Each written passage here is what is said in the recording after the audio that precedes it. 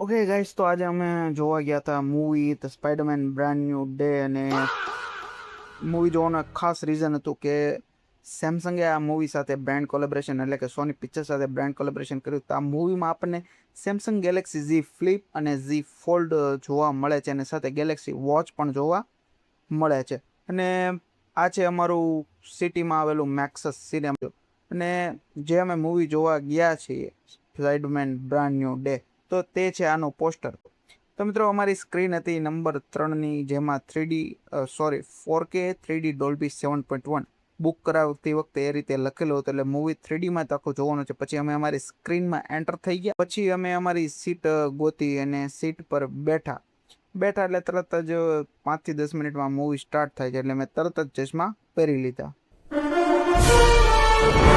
મિત્રો, તમે આ સીનમાં જોઈ શકો છો કે સ્પાઈડરમેન એકદમ ખાસ પ્રકારની ફાઇટ કરે છે. અને આમાં આ સીનમાં સ્પાઈડરમેન તમને એક અલગ લેવલનો સ્પાઈડરમેન જોવા મળે છે. એ તો તમે મૂવી જોશો પછી જ ખબર પડશે, કારણ કે બહુ સસ્પેન્સ એમાં એવું છે. કહી દઈશ તો તમને મૂવી જોવાની પણ નહીં મજા આવે. અને મિત્રો, તમે મૂવી જોયું કે નહીં તે મને કમેન્ટમાં જણાવજો.